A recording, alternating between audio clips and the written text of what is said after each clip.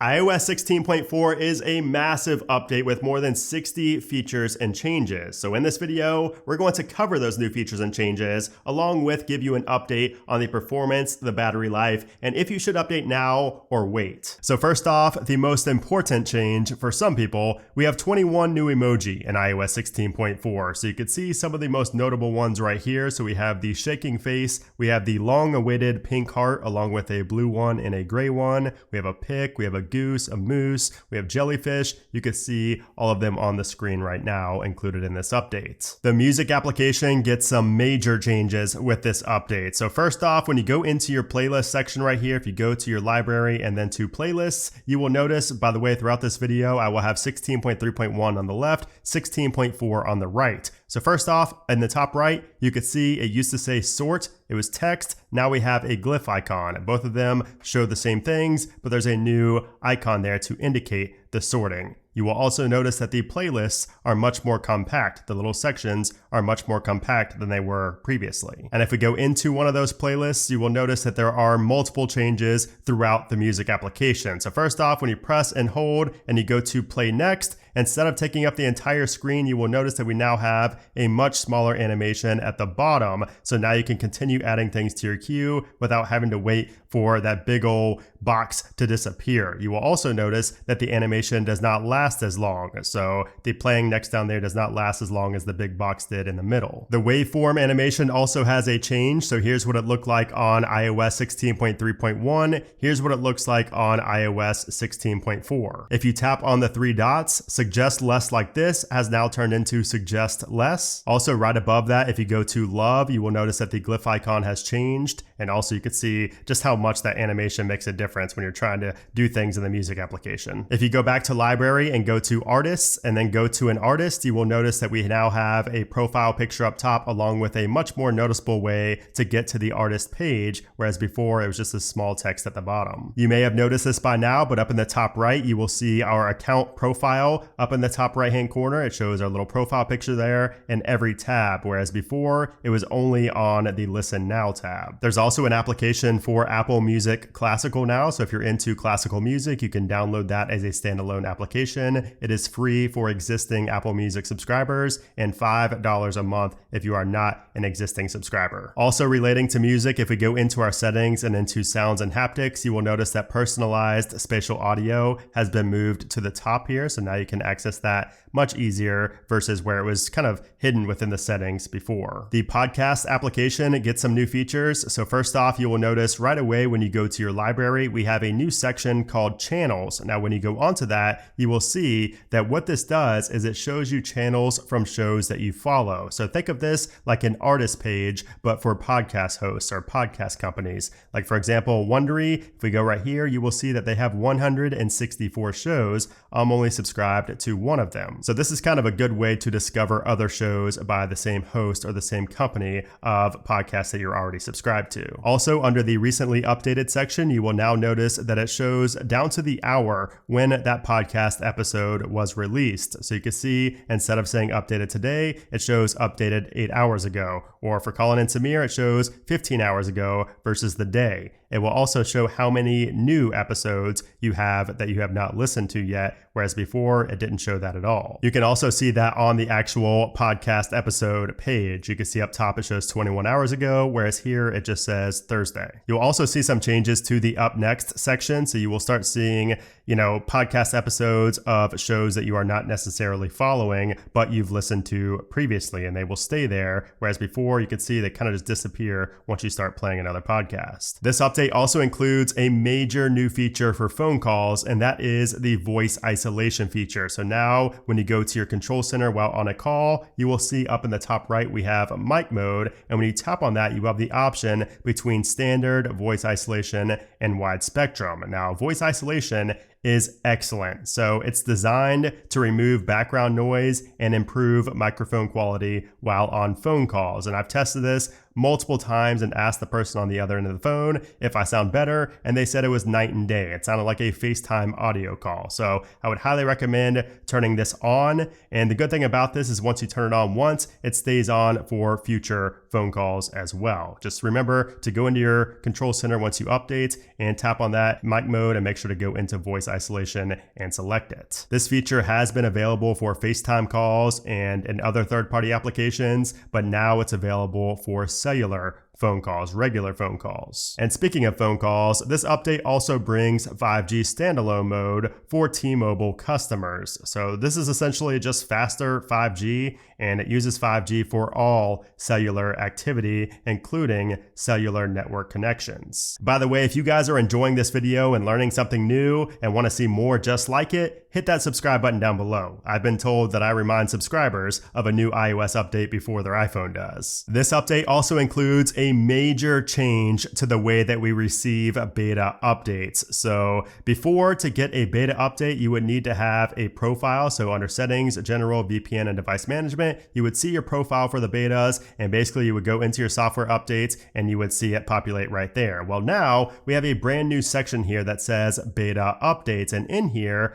it shows either off, developer beta, or public beta. Basically what's going on here is that you're not going to need a profile to install beta updates in the future. Apple is kind of phasing out the profile method of getting betas. So developer beta, if you have that selected, that means that you need to have your Apple ID associated with your developer account that you're paying Apple $100 a year for. If it's not your Apple ID on your main account, you can tap right here where it says Apple ID and tap on use a different Apple ID. That way you could, sign in with the one that you paid for the developer account with. And if you want to receive public betas, you would just select public beta. And the great thing about this is that you could also turn beta updates off. This way you don't have to delete a profile and reinstall a profile whenever you want to get beta updates. You could just simply turn it off to stop receiving beta updates. So this is going to essentially eliminate the pirated developer profiles that always go around every year for Apple getting the developer betas for free. So now, moving forward, you're probably going to have to go to the iOS 16 public beta if you don't want to pay to get those developer betas early. And while we're in the settings here, I want to show you one of my favorite features in this update. It's pretty niche, but it's one of my favorites. If you go into the focus settings and then go into one of your focus modes and then go all the way to the bottom to focus filters, tap on add filter, you will see a brand new one for always on display. When you tap on that, you now have the ability to turn always on display on or off while in a focus mode. So for example, when I'm working, when I'm recording a video right here, I have that focus filter on and I have it to turn my always on display off so I don't get distracted, by looking over at my notifications. This is an excellent feature if you use focus modes, which I believe everybody should be. And if you go to the actual always on display section under your display and brightness and to always on display, you can see the verbiage change right there underneath for the description. And then when you go into here, you will also notice a difference with the verbiage up top, whereas before the always on display was up top, now it's at the bottom. You can see that the customize has now been added to where it says show wallpaper and show notifications. And there's also an additional section there that says the display will turn off automatically to save battery life when not in use. If you use Safari to browse the web on your iPhone, you're going to love the new features in iOS 16.4. So first off, we have web push notifications. So if you download a web application, you can now receive notifications from it just like a normal application, as you can see right here. And the good thing is these act as normal notifications. So like when you go into a focus mode, and you disable notifications, it includes the notifications from web applications. You can also now add web applications from other browsers besides Safari. So Apple has always prevented other browsers from installing website bookmarks and web applications, but with 16.4, you can now do that with Chrome, Edge, Firefox, or any other third-party application. You now have that add to home screen option. And if you do add something from a third-party browser, it's now going to open in your default browser, and it's not going to be just in Safari. You'll also notice that the bookmarks are much cleaner now in 16.4. So before, it would sometimes show like a screenshot of the front page, but now it uses the favicon and it's much higher quality than it was previously. In the Photos application, your phone will now detect duplicates in the shared library. So if you do have a shared library, you will see that you do have duplicates down here. However, you cannot see it when you're only in the shared library. You need to go to both libraries, but they will both show up in here. If you use the Shortcuts application, you're gonna love iOS 16.4 because there are several changes. Just to name a few, we have set VPN, we have a lock screen action, and I actually added this one to my home screen so you can see when I press on this button right here, it automatically locks my device. There's an action for shut down, set always on display, set true tone, set night shift, and multiple others as you can see on the screen right now, including auto answer calls, set announce notifications, intercom, set airdrop receiving, set stage manager, and more. And then when you go to change the icon for one of your shortcuts, you will notice that there are several new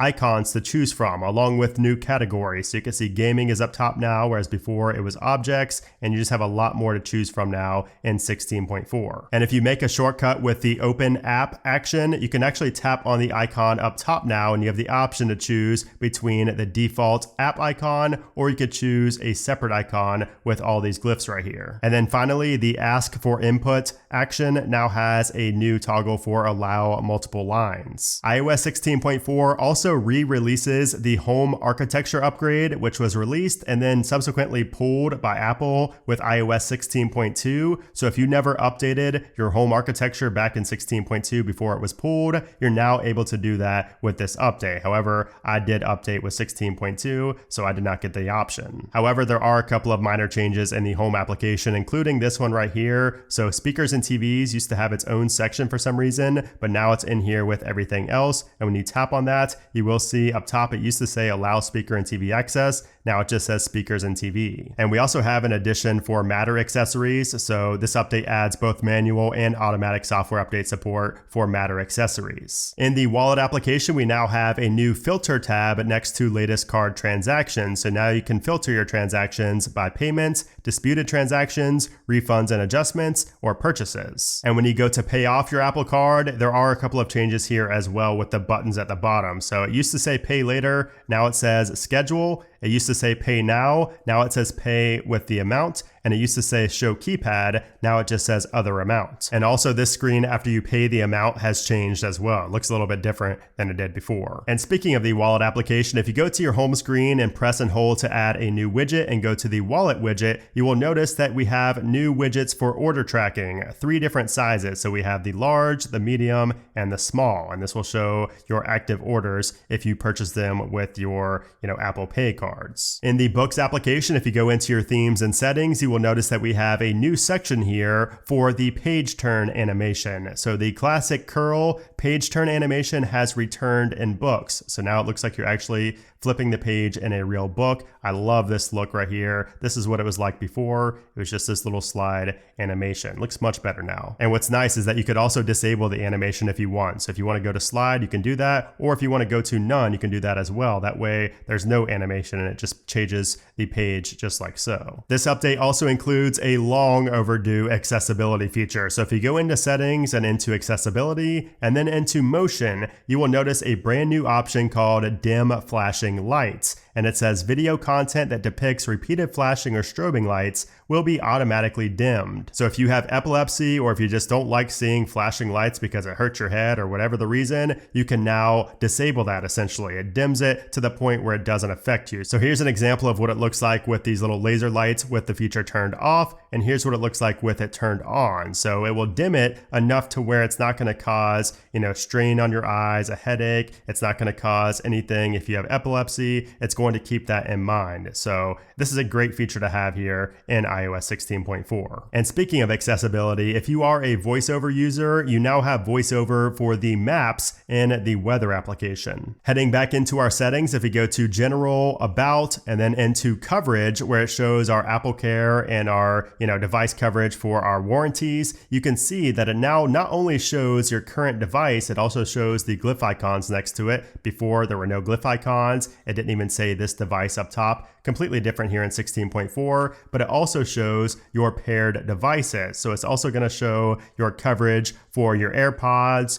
your Apple Watch, anything that you have paired with that device. And you can see the coverage details by just going into the product from this page. So you can see each one has its own little section here that tells you about the AppleCare coverage. Now, something that's kind of hard to notice is that the Face ID prompt is bolder and more round compared to 16.3.1. When I go to connect my AirPods, you will notice that the glyph icon in settings is different. So you will see that it now has a little gray background, whereas before it just looked like that. In the emergency SOS settings, we have some verbiage changes under call quietly. So before it was just that one sentence, and now it says warnings, alarms, flashes, and voiceover audio will be silenced when using hold and release or 5 button presses to place an emergency call. And then also with emergency SOS via satellite, it now shows when the next satellite will pass. It'll actually tell you a countdown of when that next satellite is going to be passing. If we head into our settings and go to general and then down to language and region, you will notice that we have a new section here for number format. So you can now change the number format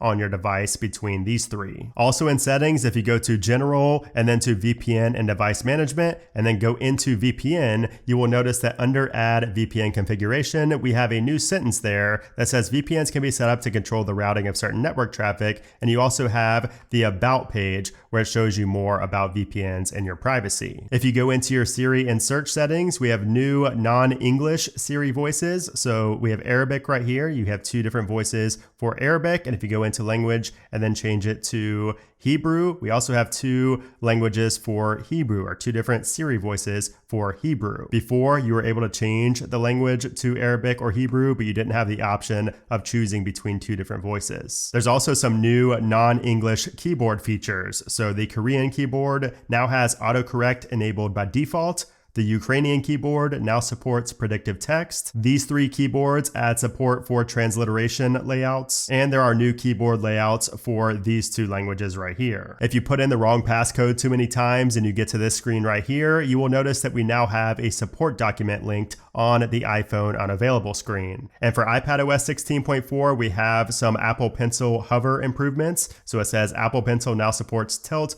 and azimuth in hover mode. And as far as bug fixes go, we do have a few bug fixes. The first one I noticed has to do with the notification cards. So for some reason on previous versions, I would see like this little squared off effect. They would show up as squared and then they would go back to being rounded on these notification cards. But that appears to be fixed in 16.4. I don't have that weird UI bug anymore. And then we also have some bug fixes mentioned in the release notes. So Apple says resolves the issue where asked to buy requests from children may fail to appear on the parent's device. There's also a fix for Matter compatible thermostats, which I have right here. They would become unresponsive on previous versions of iOS, and that has been fixed here in 16.4. They no longer just randomly go out in my home application. And of course, for the iPhone 14 and 14 Pro series, there are new crash detection optimizations, which means that you're probably going to have less false triggers and you're not going to call the cops when you go on a roller coaster or when you fall when you're skiing. Now, in terms of performance, I did notice a bump in performance coming from 16.3.1, and I think this is the first time I've actually noticed a change in performance since like 16.1 back in 2022. So, it's great that I'm not getting those UI bugs anymore either. Just overall, the performance feels great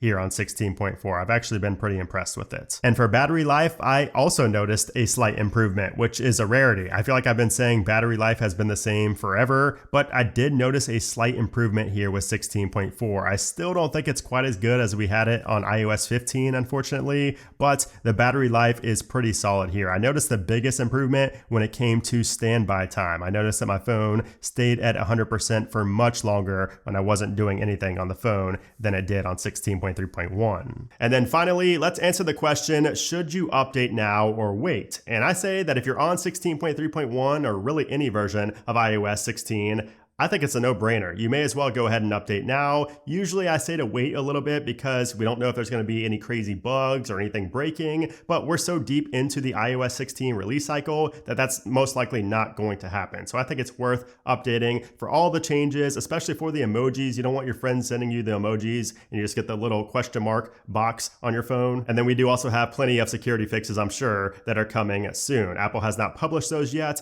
but I will let you guys know what's been fixed security wise in my next Apple Weekly episode. But on the flip side, if you are somebody who likes to play it safe, you may as well just wait a few days. I always release my Apple Weekly episode at the end of every week, so I will give you an update on how iOS 16.4 is running after a few days. But keep in mind, I've been running the RC build, which is the same as the final, for a week now. So I have a pretty good, feel for how iOS 16.4 runs, and it runs pretty great. But anyways, I hope you enjoyed this video, and if you want to see more iOS update videos just like this one, make sure to hit that subscribe button down below. Thanks again for watching, and I'll see you soon.